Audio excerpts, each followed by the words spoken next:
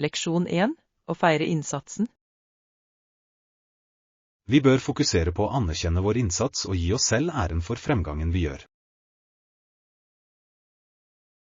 Kunne ikke vært mer enig. Vi bør feire selv de små gevinstene underveis. Nøyaktig. Det er lett å overse hvor langt vi har kommet når vi alltid jager neste mål. Ekte. Å feire holder oss motiverte og minner oss om prestasjonene våre. Hva er en nylig seier du er stolt av? Jeg ble endelig ferdig med et prosjekt jeg har jobbet med flere måneder. Det føles flott å se det fullført. Det er fantastisk. Du bør unne deg noe spesielt. Jeg tror jeg vil. Hva med deg? Noen seire å feire? Jeg har vært konsekvent med treningsøktene mine i en måned nå. Det er et lite skritt, men det føles bra. Leksjon 2. Gårdskonkurranser. Det er alltid konkurranse om det beste av alle gårdsprodukter det året. Det er sant. Avhengig av landsdelen kan vinnerne variere. Tror du disse konkurransene hjelper bøndene med å forbedre praksisene sine? Absolutt. Det oppmuntrer til innovasjon og kvalitet i oppdrett. Hva er din favorittdel ved disse arrangementene? Jeg elsker å se kreativiteten og engasjementet som ligger i hvert produkt. Det er inspirerende hvor mye innsats som legges ned i noe vi ofte tar for gitt. Nøyaktig. Det er en påminnelse om å sette pris på det harde arbeidet bak maten vår. La oss støtte lokale bønder og feire deres prestasjoner også. Leksjon 3. Blandede anmeldelser. Jeg leste en blanding av positive og negative anmeldelser om den nye restauranten. Det er vanlig. Folk har forskjellig smak og forventninger. Jeg skal ha alt dette i bakhodet når jeg bestemmer meg for om jeg skal prøve det. Hva skilte seg ut for deg i anmeldelsene? Noen roste atmosfæren, mens andre nevnte treg service. Det er alltid en balanse. Kanskje gi det et forsøk og danne deg din egen mening. God idé. Jeg går med et åpent sinn og ser hvordan det går. Fortell meg hva du synes. Jeg er nysgjerrig på å høre din erfaring. Vil gjøre det. Det er alltid gøy å utforske nye steder. Leksjon 4. Naturskjønn kjøretur. Green Hills er et vakkert reisemål. Herfra er den 4 timer kjøretur, men den naturskjønne utsikten gjør det verdt det. Det høres fantastisk ut. Hva er den beste delen av kjøreturen? Fjellovergangene og frodige dalene er betagende. Stopper du noe sted underveis? Det er en liten by med en flott kafé halvveis. Det er perfekt for en pause. Jeg vil gjerne ta den turen en dag. Når er den beste tiden å reise? Vår eller forsommer, når alt er grønt og blomstrer. La oss planlegge en biltur sammen. Det blir et eventyr. Jeg er med. Vi vil lage uforglemmelige minner. Leksjon 5. Appetittvekkende bakverk. Bakverkene på det bakeriet var appetittvekkende. Jeg kan fortsatt smake dem. Jeg kan forestille meg. Er det noe du skulle ønske de hadde mer av? Kanskje et bredere utvalg av glutenfrie alternativer, men totalt sett var det perfekt. Det er godt å høre. Hva var favorittgjenstanden din? Mandelkroantenten var guddommelig. Jeg ville gå tilbake bare for det. Jeg må prøve det neste gang. Har de sitteplasser, eller er det kun takeaway? De har et koselig hjørne med noen få bord. Det er et fint sted å slappe av. Høres deilig ut. La oss snart besøke sammen. Absolutt. Jeg gleder meg allerede. Leksjon 6, midnattsstjerner.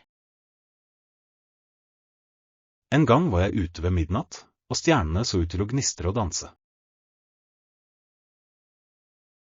Det høres magisk ut. De så virkelig ut som diamanter, gjorde de ikke? Ja, det var som himmelen satt opp et show bare for meg. Stjerner du ofte? Ikke så mye som jeg ønsker, men det er noe jeg vil gjøre oftere. Du burde. Det er en fin måte å slappe av og føle seg knyttet til universet. Har du et favorittsted for stjernekikking? Det er en ås utenfor byen med minimal lysforurensning. Det er perfekt. La oss planlegge en kveld og gå sammen. Det blir uforglemmelig. Leksjon 7, utmerket service. Takk igjen for hjelpen. Det er vår glede å hjelpe deg. Hvis det er noe annet du trenger, bare gi meg beskjed. Det setter jeg pris på. Teamet ditt har vært utrolig støttende. Vi er her for å sørge for at du får en best mulig opplevelse. Det viser. Jeg vil definitivt anbefale tjenestene dine til andre. Det betyr mye for oss. Ikke nøl med å ta kontakt når som helst. Takk igjen. Du har gjort denne prosessen så mye enklere. Det er det vi er her for. Ta vare på deg og ha en flott dag. Du også. Fortsett med det fantastiske arbeidet. Leksjon 8, kveldsplaner. Han skal hente meg klokken 17:30 om kvelden. Han har en fin rød bil. Det høres spennende ut. Hvor er dere på vei? Vi skal til en ny restaurant i sentrum. Jeg har hørt gode ting om det. Det er perfekt. Vet du hva som står på menyen? De spesialiserer seg på fusjonskjøkken, så jeg er nysgjerrig på å prøve det. Det høres ut som en morsom kveld. Hva har du tenkt å ha på deg? Jeg tenker på noe uformelt, men stilig. Noen forslag? En fin bluse med jeans og hæler ville vært perfekt. Flott idé. Jeg går med det. Takk for tipset. Leksjon 9, livlig marked. God morgen. Dette markedet er så livlig. Ja, her er det alltid travelt. Hvordan kan jeg hjelpe deg i dag? Jeg ser etter ferske råvarer. Har du noen anbefalinger? Jordbærene er i sesong og helt nydelige. Jeg tar noen. Hva med grønnsaker? Tomatene og agurkene er ferske fra lokale gårder. Perfekt. Jeg tar noen av dem også. Godtar du kortbetalinger? Ja, det gjør vi. Gi meg beskjed hvis du trenger hjelp til å bære noe. Takk. Dette markedet er et så flott sted å handle. Leksjon 10. Nyter et måltid. Maten blir levert, og du kan deretter ta den med til et bord hvor du kan nyte måltidet. Det er praktisk. Har de en rekke alternativer?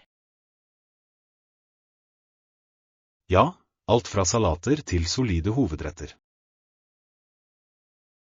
Hva er favorittretten din her? Den grillede laksen er fantastisk. Det er alltid tilberedt til perfeksjon. Det skal jeg prøve. Er det uteservering? Ja, det er en uteplass med flott utsikt over parken. Høres deilig ut. La oss ta et bord utenfor. Perfekt. Dette blir et kjempegodt måltid. Leksjon 11. Smarttelefonlagring. Jeg er bekymret for smarttelefonens lagring. Er det nok for mine behov? Det kommer an på hvordan du bruker det. Tar du mange bilder eller laster ned mange apper? Jeg tar mange bilder, og jeg har noen få apper for arbeid og underholdning. I så fall kan det være lurt å vurdere modell med mer lagringsplass eller bruke skitjenester. Det er en god idé. Hvor mye lagring tror du er tilstrekkelig? Minst 128 gigabyte hvis du er en stor bruker. Du kan også overføre filer for å frigjøre plass. Jeg skal se nærmere på det. Har du noen anbefalinger for skylagring? Google Drive og iCloud er begge pålitelige alternativer. De er enkle å bruke og sikre. Takk for rådet. Jeg skal sjekke dem ut og sørge for at jeg har nok plass. Leksjon 12. Få erfaring. Jeg planlegger å få litt praktisk erfaring gjennom praksisplasser og nettverksarrangementer. Det er en god idé. Praktisk erfaring er uvurderlig for å bygge din karriere. Har du noen tips for å finne de rette mulighetene? Start med å undersøke selskaper innen ditt felt og nå ut til fagfolk på LinkedIn. Det er smart. Bør jeg skreddersy CV-en min for hver søknad? Absolutt. Fremhev ferdigheter og erfaringer som samsvarer med stillingsbeskrivelsen. Jeg skal ha det i bakhodet. Nettverksarrangementer virker imidlertid skremmende. Det kan de være, men de er en fin måte å knytte forbindelser på. Bare vær deg selv og still spørsmål. Takk for oppmuntringen. Jeg er spent på å ta dette steget fremover. Leksjon 13. Selvforbedring. Selvforbedring er en reise, og jeg er stolt over hvor langt jeg har kommet. Vel, her er det flere prestasjoner og vekst i fremtiden. Hurra for det! Hva er et nylig mål du har oppnådd? Jeg har vært konsekvent med morgenrutinen min, og det har gjort en stor forskjell. Det er kjempebra. Små endringer kan føre til store resultater over tid. Nøyaktig. Hva er det neste på din selvforbedringsliste? Jeg ønsker å forbedre mine ferdigheter i offentlig tale. Det er noe jeg alltid har slitt med. Det er et flott mål. Øvelse og tilbakemelding er nøkkelen. Du har dette. Takk for støtten. La oss fortsette å presse hverandre til å vokse. Leksjon 14. Universiteter i British Columbia. Provinsen de tilhører i British Columbia har 4 offentlig finansierte universiteter. Det er interessant. Vet du hvilke som er mest populære? University of British Columbia og Simon Fraser University er velkjente. Hvilke programmer er det kjent for? UBC er sterk innen forskning og vitenskap, mens SFU er kjent for business og tech. Det er greit å vite. Er det noen mindre universiteter verdt å vurdere? Ja, University of Victoria og Thompson Rivers University er også gode alternativer. Det er utrolig hvor mange valg det er. Utdanning er så tilgjengelig her. Absolutt. Det er et flott sted å ta høyere utdanning. Leksjon 15. Håndtering av vanskelige klienter. Har du noen gang jobbet med en vanskelig klient? Ja, det kan være utfordrende, men det handler om å holde seg rolig og finne løsninger. Hva er din tilnærming når ting blir anspent? Jeg lytter nøye til deres bekymringer og prøver å ta dem profesjonelt. Det er smart. Involverer du noen gang en leder eller et teammedlem? Hvis det er utenfor mitt omfang, vil jeg eskalere det, men jeg prøver alltid å løse det først. Det er en tøff balanse, men det høres ut som du takler det bra. Det hele er en del av jobben. Hver utfordring er en læringsmulighet. Takk for rådet. Jeg skal ha det i bakhodet for fremtidige situasjoner. Leksjon 16. Organisering av babyklær. Jeg må organisere babyklærne og fylle på bleier. Det er en stor oppgave. Har du et system for organisering? Jeg tenker på å sortere etter størrelse og årstid. Noen tips? Bruk merkede søppelkasser eller skuffer for å holde alt organisert og enkelt å finne. Det er en god idé. Hva med bleier? Hvor mange bør jeg fylle på? Det avhenger av hvor ofte du vasker, men å ha en ukes forsyning er en god start. Jeg skal lage en liste og krysse av for det jeg trenger. Takk for hjelpen. Ikke noe problem. Gi meg beskjed hvis du trenger hjelp til å sette opp ting. Jeg setter pris på det. Det kommer til å bli så mye lettere med en plan. Leksjon 17. Utforske gamle ruiner. Jeg vil gjerne utforske gamle ruiner og lære om historien deres. Det er en god idé. La oss begynne å planlegge en tur for å få det til. Har du noen destinasjoner i tankene? Hellas eller Peru ville vært fantastisk. Begge har utrolige historiske steder. Jeg har alltid ønsket å se Machu Picchu. Det er en drømmedestinasjon. Samme her. La oss undersøke den beste tiden å besøke og begynne å spare. Dette kommer til å bli et uforglemmelig eventyr. Absolutt. Historie og reiser, hva kan være bedre? La oss gjøre det til en prioritet. Jeg gleder meg til å utforske med deg. Leksjon 18. En slitsom dag. Jeg brukte hele dagen på å gå rundt, og på slutten av dagen var jeg veldig sliten. Det høres utmattende ut. Likte du i det minste severdighetene? Jeg gjorde det. Bien er vakker, men føttene mine betaler prisen nå. Du bør hvile og kanskje bløtlegge føttene i varmt vann. Det er en god idé. Har du noen andre tips for å komme deg etter en lang dag?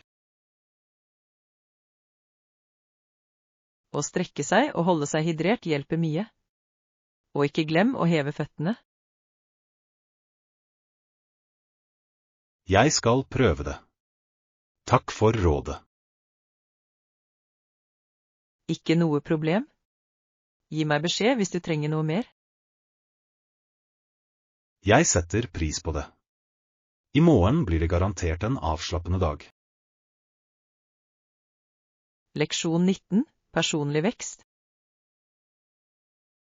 Å ta på seg nye utfordringer kan være tøft, men det hjelper oss også å vokse som individer. Absolutt. Det presser oss ut av komfortsonene våre og bygger motstandskraft. Har du noen eksempler på hvordan du har vokst fra en utfordring? Offentlig tale pleide å skremme meg, men nå liker jeg det faktisk. Det er inspirerende. Det er utrolig hvor mye vi kan oppnå når vi presser oss selv. Nøyaktig. Hva er en utfordring du jobber med nå? Jeg lærer et nytt språk. Det er vanskelig, men jeg gjør fremskritt. Det er fantastisk. Fortsett, og du vil se resultatene. Takk for oppmuntringen. La oss fortsette å vokse sammen. Leksjon 20. Finne postkontoret. Det er bare 2 kvartaler unna. Postkontoret vil være på venstre side. Takk. Vet du om de tilbyr pakketjenester? Ja, det gjør de. De har esker, tape og alt du trenger.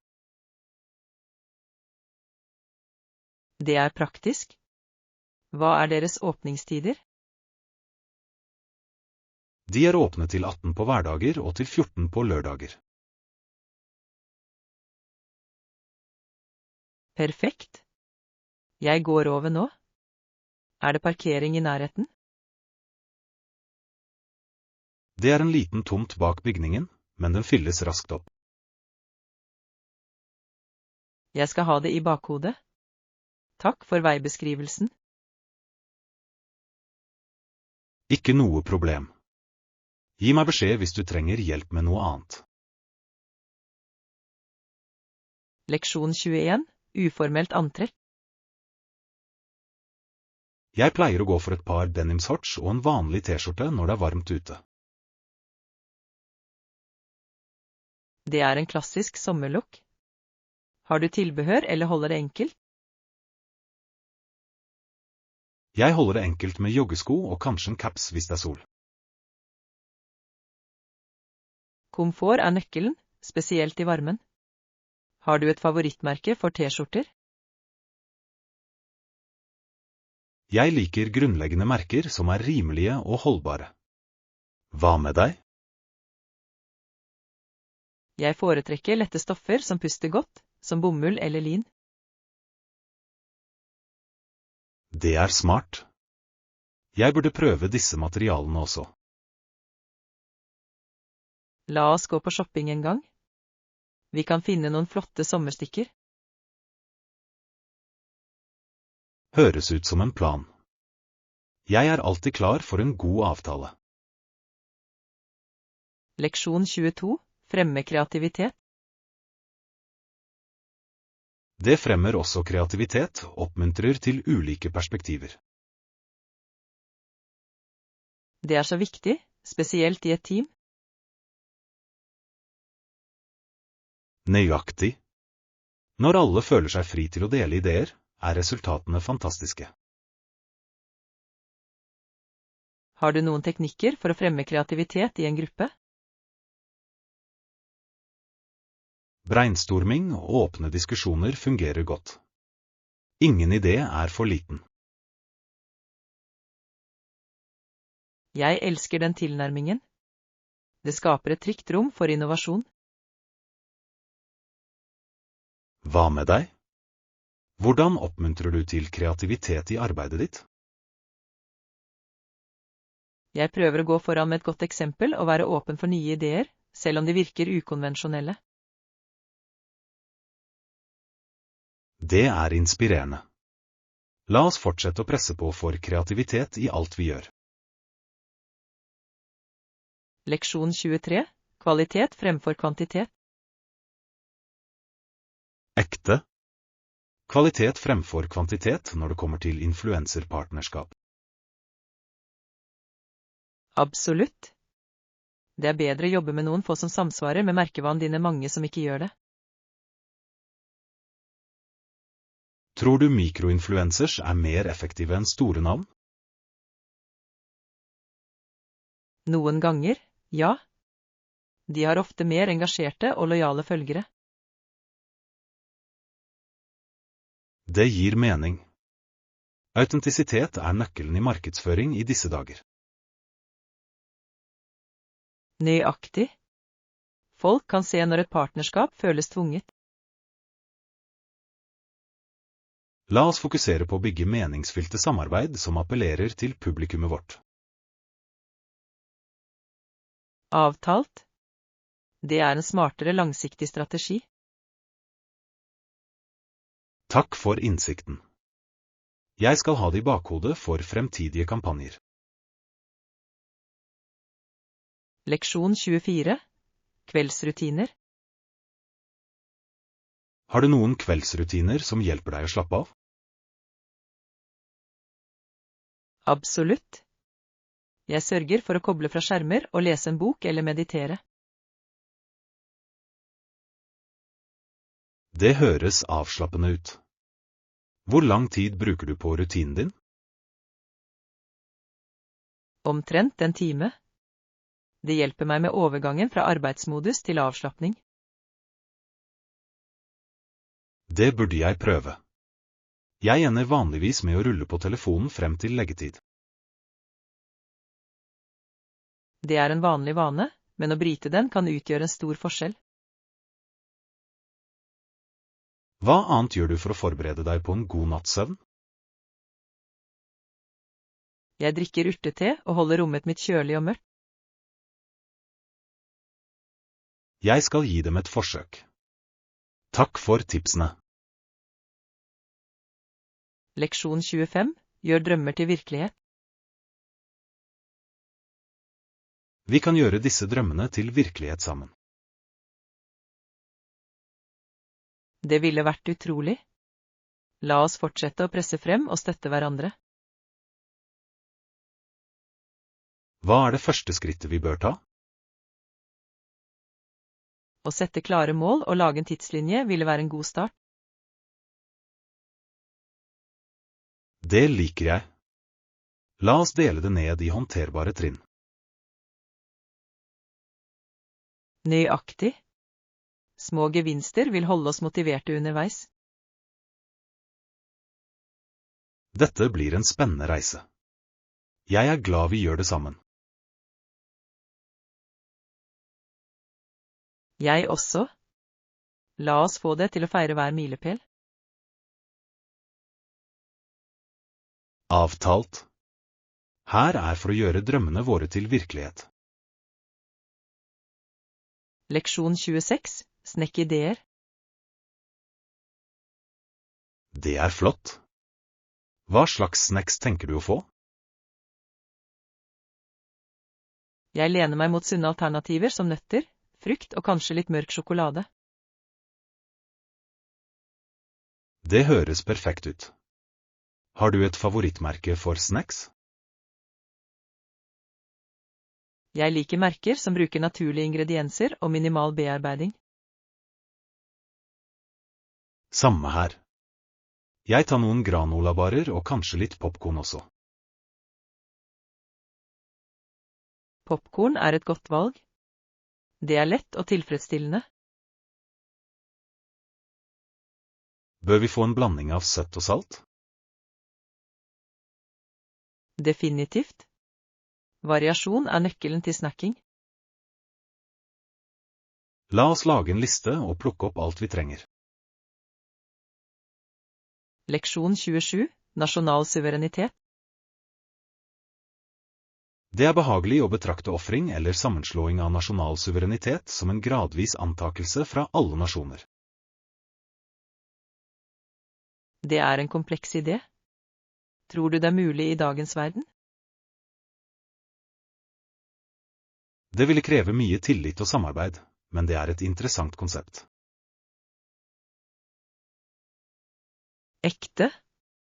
Globale utfordringer som klimaendringer kan presse nasjoner til å jobbe mer sammen. Nøyaktig. Felles mål kan føre til delt suverenitet på enkelte områder. Det er et stort skifte, men historien viser at endring er mulig over tid. La oss håpe på en fremtid der samarbeid veier tyngre enn konkurranse. Avtalt. Det er en visjon det er verdt å strebe etter. Takk for en gjennomtenkt diskusjon. Det har gitt meg mye å tenke på. Leksjon 28. Planlegge en tur. Det er riktig. Når planlegger du å reise? Jeg er fleksibel med datoer. Kanskje om en måned eller to, avhengig av jobb. Det er en god tid å reise på. Været skal være fint.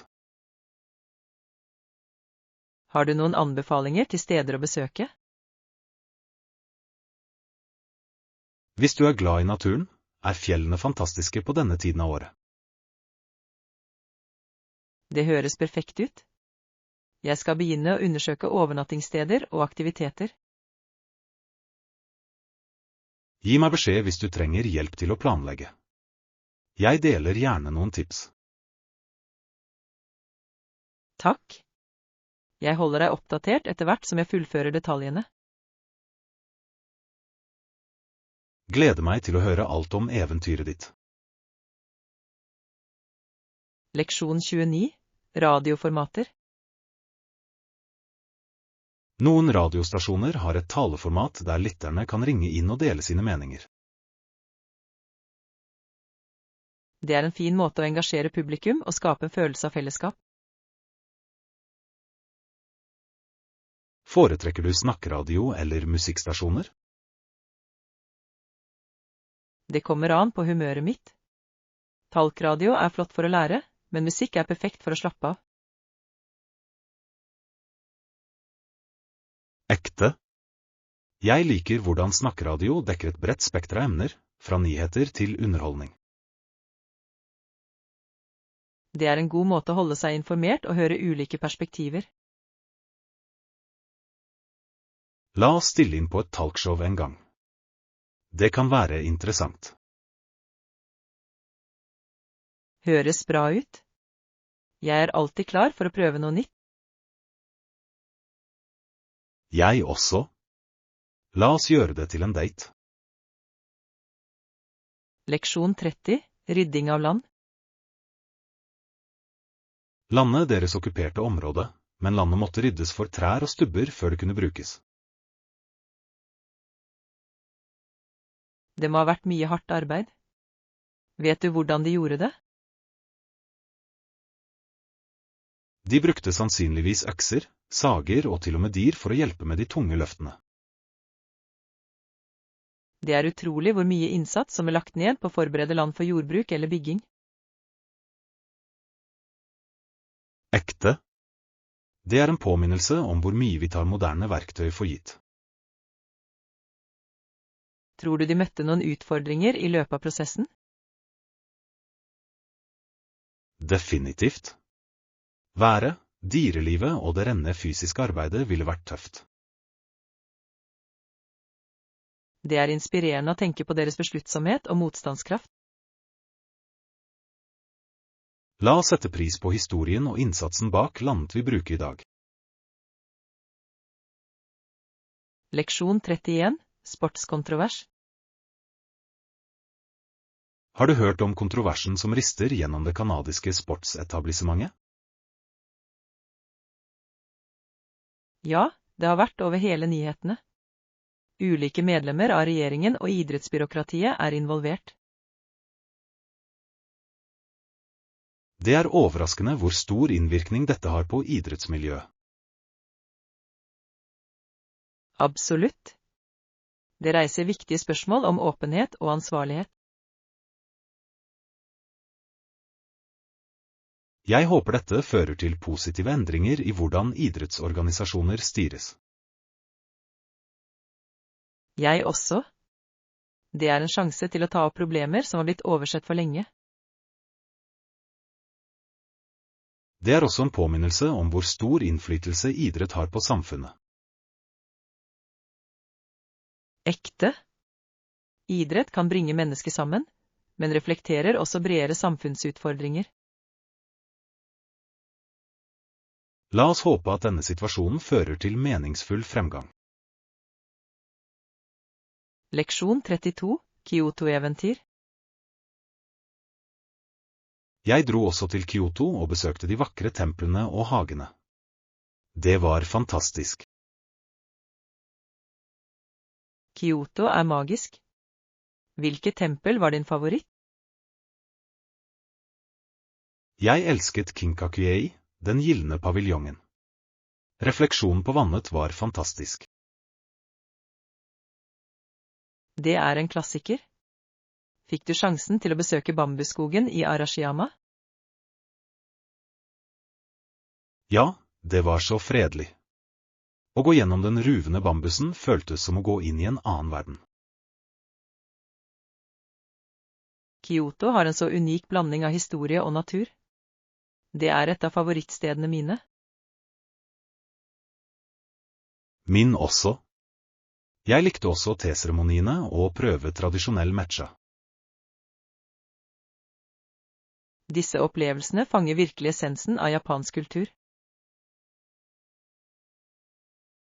Jeg kan ikke vente med å gå tilbake og utforske enda mer. Leksjon 33, kreativ avslapping. Å male har blitt en fin måte for meg å slappe av og uttrykke meg på. Wow, det er imponerende. Hvor lenge har du malt? Jeg begynte for omtrent 1 år siden, og det har vært en så givende hobby. Det er utrolig. Foretrekker du jobbe med oljer, akvareller eller akryl? Jeg har eksperimentert med akryl i det siste. De er så allsidige og tørker raskt. Akryl er flott for både nybegynnere og proffer. Har du prøvd noen spesifikke stiler? Jeg har utforsket abstrakt kunst. Det er befriende å la fantasien min styre børstein. Abstrakt kunst er en så kraftig måte å formidle følelser på. Fortsett å utforske og nyte. Takk. Det har blitt en spesiell del av livet mitt. Leksjon 34, inspirasjonskilder. Hvor finner du vanligvis inspirasjon til prosjekter? Jeg henter inspirasjon fra natur og kunst. Det er en flott tilnærming. Naturen er så forfriskende. Ja, det vekker kreativitet på uventede måter. Jeg ser ofte etter ideer på nettet også. Internett er fullt av ressurser. Hva er din favorittplattform for inspirasjon? Jeg elsker Instagram for visuelle ideer. Det burde jeg utforsket mer.